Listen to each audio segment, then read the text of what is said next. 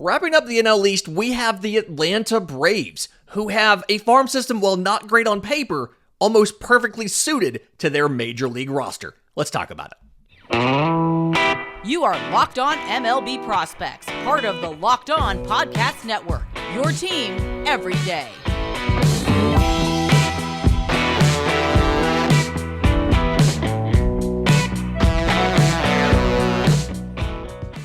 Yes, welcome on in to Locked On MLB Prospects, your home for all things minor league baseball. I'm your host, Lindsay Crosby, award-winning baseball writer and podcaster, and thank you for making this your first listen every single day. We're proudly part of the Locked On Podcast Network, where it's your team every day, and today's episode is brought to you by our friends at FanDuel. New customers, join today. You'll get $200 in bonus bets if your first bet of $5 or more wins. Visit FanDuel.com/LockedOn to get started.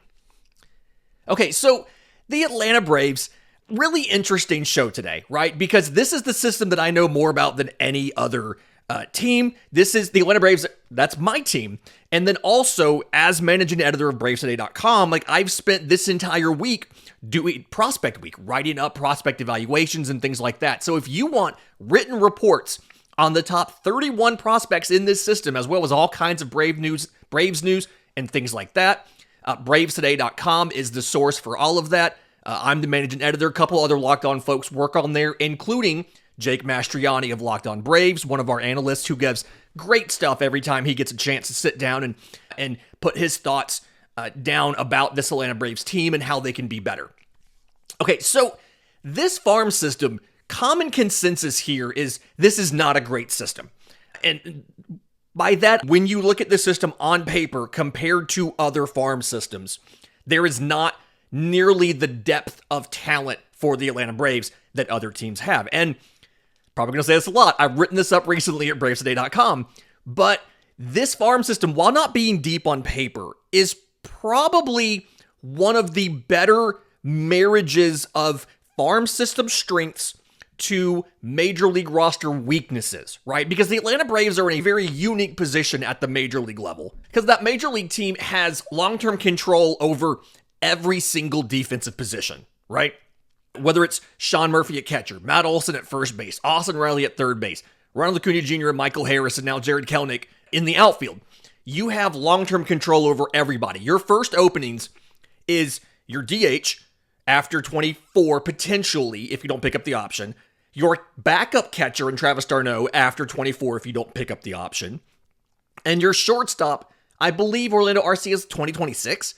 And so, because of that, you don't nearly have the need to develop position players in the farm system. But what you do need is pitching. Max Fried will be a free agent after 24. Charlie Morton will be a free agent after 2024. You've got Strider and Sale and a bunch of prospects.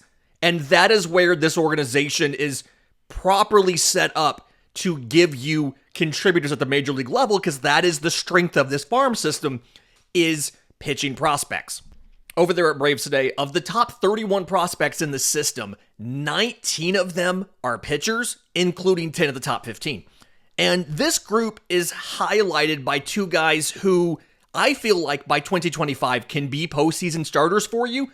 And one of them was almost a postseason starter last year in right-hand pitchers Hurston Waldrep and AJ Smith-Shawver. They are the unquestioned top two pitching prospects in this system, and reportedly have been asked for in trades when Atlanta was trying to see if they could get Dylan Cease or Tyler Glasnow, all those other guys. This has not been confirmed by Alex Anthopoulos, but it feels like that was the stopping point in making those deals, was not wanting to give up either one of these guys. So let's talk about AJ Smith-Shawver first, because he got time in the majors last year.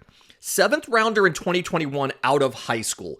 And he's a guy that was really new to pitching when Atlanta took him. He was playing both baseball and football in high school. And so he never concentrated full time on being a pitcher until he got drafted by Atlanta.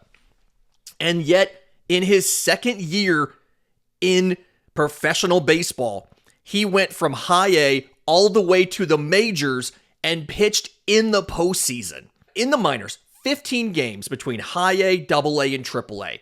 AJ Smith-Shawver went 4-2 with a 2.76 ERA in 62 innings, 79 strikeouts, 11.5 per 9, to 33 walks, 4.8 per 9, and 4 home runs allowed, so 0.6 per 9 innings.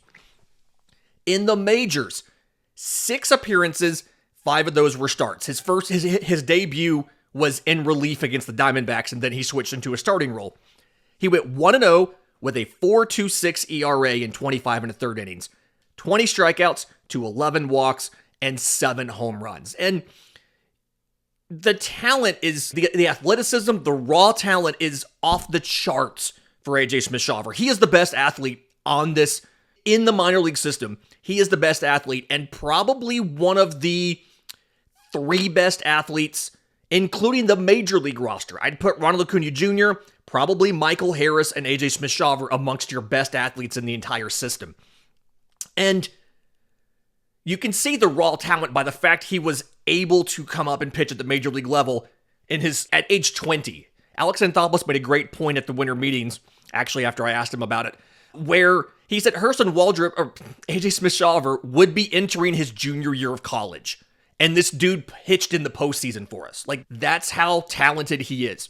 The fastball is very good. It sits mid-90s.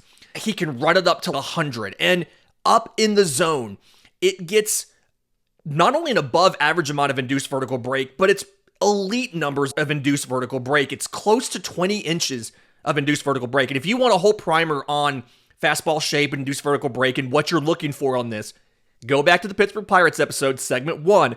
We talked about induced vertical break and what numbers are good and bad from the context of Paul Skeens and what his fastball looked like. To go along with that fastball, AJ Smith-Shawver's throwing a slider, and then he brought the curveball back. So when Atlanta first got him, and they do this with a lot of guys, they'll say, hey, if you have multiple breaking balls, that's fine. Usually they end up asking you to shelve the curveball and work on the slider, get that to where it needs to be, and then we'll bring the curveball back for you. So Smith-Shawver didn't throw a lot of curveballs in 22, brought it back during the season in 23. And so curveball, mostly vertical breaking curveball, slider, mostly horizontal breaking slider, and then a changeup. So you've got all 4 directions. You've got multiple velocity bands. The curveball's in the upper 70s. The changeup and the slider are both in the mid-80s, and then the fastball, again, is mid-90s, touching 100 sometimes. The thing with AJ Smith-Shawver is the control is good enough. The command isn't quite there yet. So AJ Smith-Shawver walked 4.8 guys per 9 innings in the minors, 3.9 in the majors. So it got better in the majors. But you remember, control is your ability to get the ball in the strike zone. Command is your ability to hit the target. And if you go into MLB StatCast and you look at the spray charts for AJ Smith-Shawver, it's oftentimes, it feels like you don't quite know exactly where that pitch is going. And being able to better land the secondaries for strikes, I think, is going to be one of the big development steps that you need to see from AJ Smith-Shawver to have him in a major league rotation for a full season and for him to be successful. Some of the home runs that you see end up because he's missing breaking pitches and he's missing in the zone versus out of the zone. And so all of a sudden that slider gets hung, that curveball gets hung, it gets rocked. The other top prospect in this system, Hurston Waldrep, the first rounder last year out of Florida. He led all 2023 draftees in strikeouts after the draft, went all the way to AAA. So 8 starts, 29 in the third innings, struck out 41 batters, so 12.6 per 9, to 16 walks, 4.9 per 9, 1 total home run, ERA just over 1.5. And Hurston Waldrep, fastball, splitter, and then a curve and a slider. And the fastball splitter is really the thing here. So it's a vertical game, fastball up in the zone, mid-90s, he can touch 99 with it. And then the splitter, one of the best secondary pitches in the draft last year. If not the best, probably top 3. And the key for Hurston Waldrep, and something we're going to be watching for, it came out on Friday morning, he's officially been invited to spring training, is he has to be able to consistently land the splitter in the zone for strikes. If you remember watching, I think Jake mentioned this when he and I talked about Hurston Waldrep the other day on Locked On Braves, if you watch the College World Series, the days that he's not able to consistently land the splitter in the zone for strikes, opposing batters can just disregard it, right? And when that happens, he becomes a one-dimensional pitcher. Because the curve and slider are decent pitches. Vertical breaking curveball, horizontal breaking slider, for the most part. That's not perfect, but that's the rough idea. 4 to 5 mile an hour velocity is difference between the two. But the bread and butter is the fastball splitter combo. And Hurston Waldrep has to be able to bring that splitter into the zone consistently to keep batters watching for that and allow the fastball to get swings and misses up in the zone. So, curious to see what happens. I don't know how much run he gets at the major league level in 2024. It's all going to come down to that control of the fastball and the splitter both, as well as some sort of improvement in one of those two secondaries where the team feels like it's good enough for him to consistently stick in the major league rotation. In just a minute, let's talk about the players you may see in 2024. Not a giant list, but I've got a couple names you probably aren't aware of. We'll do that next, right here on Locked On MLB Prospects. But first, today's episode is brought to you by our friends at FanDuel. We are a week out from the Super Bowl. Happy Super Bowl week to all who celebrate from FanDuel, America's #1 sportsbook. If you're like me, you really enjoy all of the fun bets around the Super Bowl. The prop bets, who's going to score first, the anthem, the color of the Gatorade, all that kind of fun stuff. So not only can you bet on who's going to win the Super Bowl, but they also have bets for who's going to score a touchdown, who will score first, the type of touchdown scored, receiving, defensive, rushing, whatever, how many points will get scored, all kind of stuff like that. New customers can join FanDuel today. You'll get $200 in bonus bets if your first bet of $5 or more wins. So visit FanDuel.com/lockedon to sign up. It's FanDuel.com/lockedon, and you can go take advantage of all of the fun Atlanta Braves props. 100.5 wins is the over-under for this team. They have the second best odds at plus 280 to win the National League behind the Dodgers at plus 175.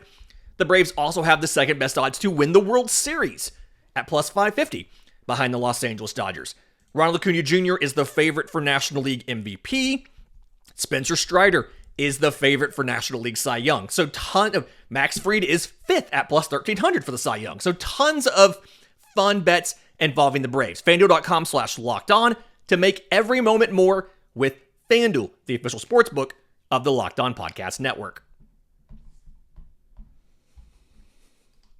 Okay, so looking at Braves players that you will see in 2024. We've already mentioned AJ Smith-Shawver and Hurston Waldrep. I feel that barring injury, you're definitely going to see both of them. But looking at other players, it's not an incredibly amazing list. And I think that's one of the things that concerns a little bit of people with this is a lot of their best prospects aren't necessarily ready to help you at the major league level in 2024. So some of the guys you have farther down the list, we have Dylan Dodd at number 19 on the Braves Today rankings. Last year, the third rounder, 2021, was competing for a job in spring training and looked like one of the best pitchers in the Grapefruit League, him and Jared Schuster both, and then struggled at the major league level when he finally got up. So 7 games in MLB, most of them to open the year. 2-2 with an ERA of 7.6 in 34 1/3 innings. 15 strikeouts to 12 walks, gave up 9 home runs. So the issue here is the stuff isn't necessarily that great. His fastball sits around 92 or so. He can touch 96 with it when everything's going right, but sits around 92 or so. He's got a slider in the low 80s. He's got a changeup in the low 80s, and then he's got a cutter in the mid 80s. He doesn't necessarily throw enough. So most of the slider's movement it's not entirely horizontal. It's a little more of a traditional slider shape. So the cutter does give you something different, but there's not a lot of velocity difference between the two. And again, he doesn't throw the cutter a lot. So you really have 2 velocity bands, low 90s on the fastball, low 80s for the slider and changeup, and you only have a couple different directions here. And so because of that, it's something where the margin for error is so slim, right? He has to be able to throw to throw strikes, to not get behind in the counts to guys. He has to be able to hit his locations because the raw stuff isn't necessarily good enough for him to survive in the zone, right? It's that old conversation that we've had before about a pitch at 98 miles an hour down the middle is harder to hit than a pitch at 92 miles an hour on the black. That's the Dylan Dodd thing, right? You have to be able to, he has to hit his locations, he has to sequence well, because if he doesn't, this raw stuff isn't necessarily survivable on a long-term basis in the major leagues. And that's the same story with some of these other pitchers who contribute for you. So thinking about Alan Winans and Darius Vines. Both of these guys put up ERAs in AAA under 3. Vines in 34 innings had a 2.36. Winans in 126 innings had a 2.85. But at the major league level, varying amounts of success. Winans working exclusively as a starter, 32 innings, ERA of just under 5.3. Vines got a start, some relief stuff late in the season. He put up an ERA just under 4 in 20 innings. And the thing here for both guys is it's the same issue, is you don't have a ton of velocity to give you a comfortable margin for error. Alan Winans had a great second start against the Mets, and some of that was, this is the team that drafted me, this is the team that gave up on me. They ended up going with, they let me leave in the Rule 5 draft, the minor league portion, and the Braves took me, and so I'm out for vengeance. He did great against them the first time. But then the second time he faced them, the very next start, they rocked him because his stuff, same issue. His stuff isn't good enough to survive on its own. He's relying on locations and sequencing.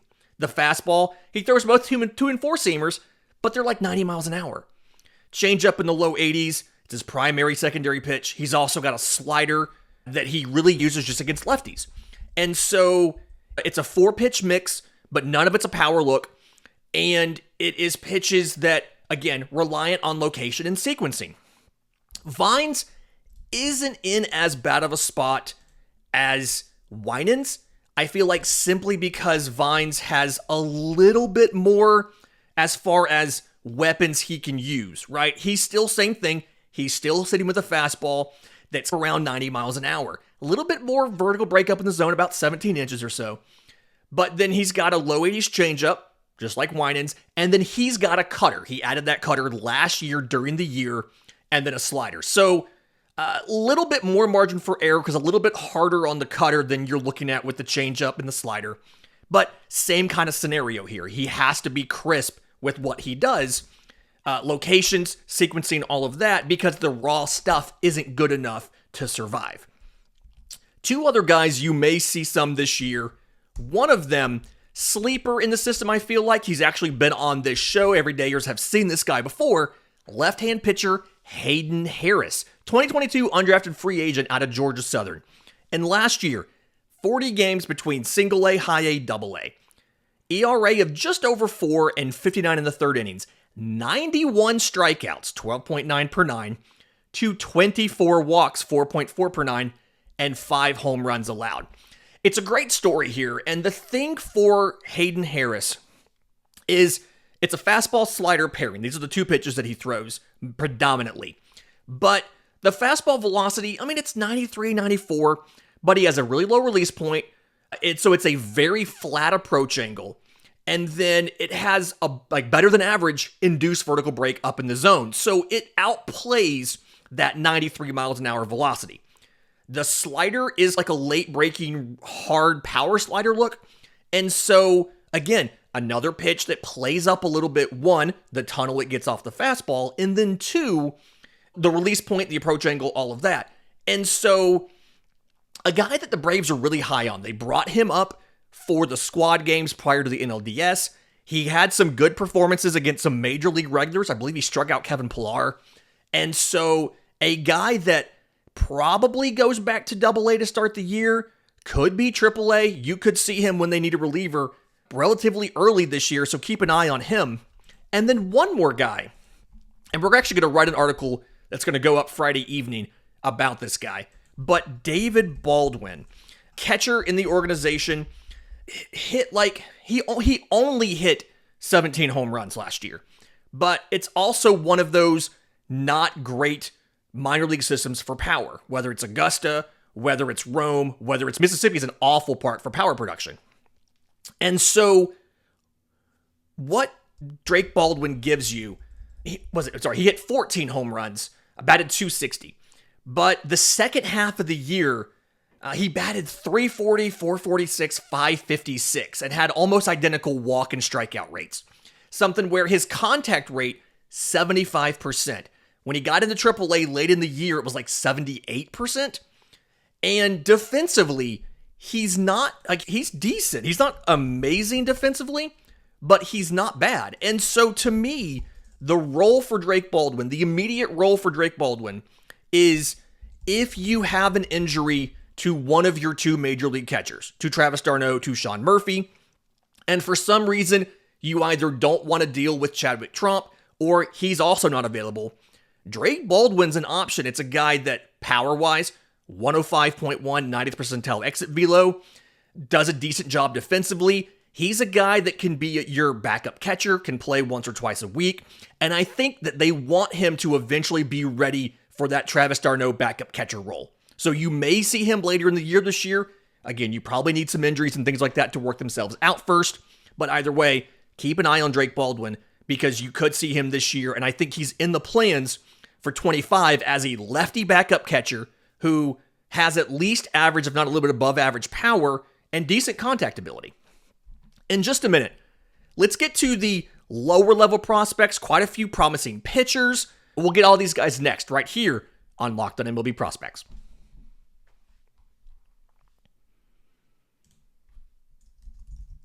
Final segment of Locked On MLB Prospects here on Saturday, talking about the Atlanta Braves and some of the lower level guys.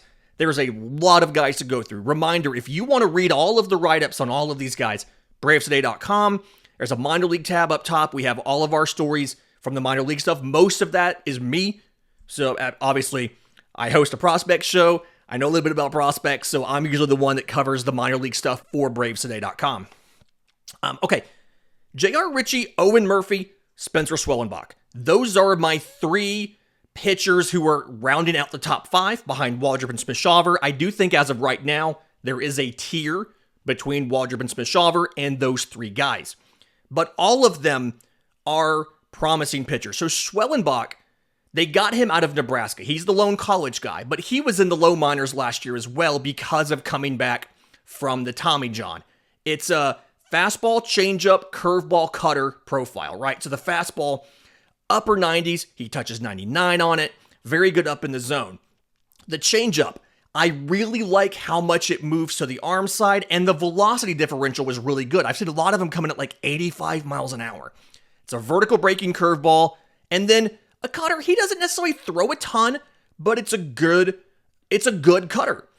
And it feels like as he's coming back from Tommy John last year, you saw the strikeout rate probably wasn't necessarily where you wanted it to be. It was somewhere around like in the low 20s, but the walk rate was only 6%. Obviously, that's one of the harder things to get back is that control after Tommy John. And he's one of your, again, I think probably 5 pitchers that could one day be postseason starters out of this farm system as it's currently constructed, right? JR Ritchie and Owen Murphy, both first rounders in 2022. Ritchie is behind Murphy because Ritchie had an elbow injury, but Murphy had an ERA just under 5 in 21 starts, most of them in single A, a couple in high A. 113 strikeouts in 89 and 2/3 innings, 11.3 per 9, to 32 walks, 3.2 per 9. He gave up 9 home runs. The thing for Murphy, and to a lesser extent Ritchie, is polishing those secondary offerings. So Murphy's one, I guess velocity 2 for Murphy. So Murphy's sitting low 90s on his fastball, does really well up in the zone, but given the frame, he's listed at 6'1", 195. He doesn't look that big when you see him in person. I got a chance to see him, I think, twice last year. But plays really well up in the zone. He's got a curveball, and then behind it, a slider and a change. And it's really a 2-pitch mix right now. It's really fastball, curveball. Doesn't throw the slider a ton. Doesn't throw the change a ton. But really good athlete. The command is there. he feels like he needs to get a little bit better with the secondaries, and then he needs to be a little bit better as far as the velocity and the movement characteristics of the fastball. For Ritchie, a lot of that just ends up coming back to recovery from the Tommy John. The fastball, mid-90s, he ran it up to 97, 98. I liked when I saw the slider, mostly a sweeper kind of look, low 80s. The changeup looked to be pretty decent as well. I don't think he's going to be back until the second half of the year. I've seen a couple videos of him throwing there.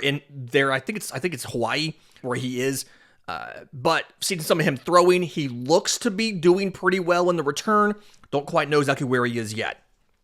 David McCabe and Ignacio Alvarez are two interesting position player options. So McCabe drafted after playing first base in college, but Atlanta's had him at third, and I don't quite think it's going to stick, right? So I think he's going to have to move back to first base. But McCabe, 276, 386, 450 between single A and high A last year. 17 homers, 41 extra base hits, 80 walks to 113 strikeouts, and 10 of 12 on stolen bases. And then Alvarez spent the entire year in high A, 284, 395, 391, 31 extra base hits, only 7 homers, 16 to 21 on stolen bases. And the thing here is there's things to work on for each guy. McCabe is surprisingly well-rounded as far as contact rate over 80%, 10 stolen bases, so he's not just like a power guy. He's got some contact ability. He's got a little bit of speed. But I think with McCabe, the future role you're looking at is trying to see if he can be a backup first baseman and a DH for you. Marcell Ozuna, again, he is in team control through 24, has a club option for 25, but I think ideally you start McCabe off at AA. McCabe can go AA to AAA this year and can at least be an option to rotate into the mix as soon as 25.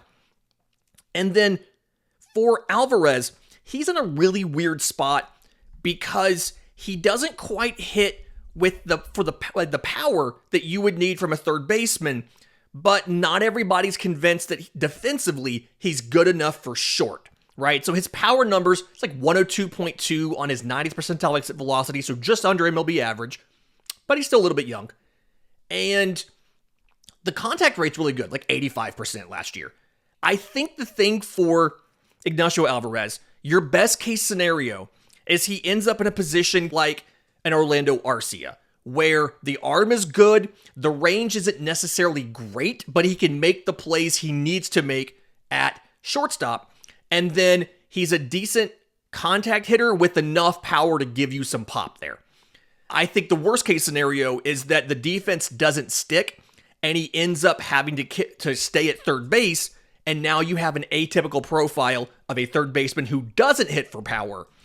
And then obviously you end up being blocked at the major league level by Austin Riley, who is fantastic. My dart throw in this system is Cody Milligan. This is a guy that every time I watch him, I'm really impressed because it feels like he's really frustrating to play against. And I mean that in a good way, right? That's a compliment. But so one, power's not necessarily great. He had a slugging of 414 in AA last year in just under 79 games. It was a nice sample, 69 games, but 3 homers, 24 extra base hits, but he batted 280 with a 377 on base, 23 of 27 on stolen bases. And the thing here is really fast, can play all 3 outfield positions, isn't bad at second base.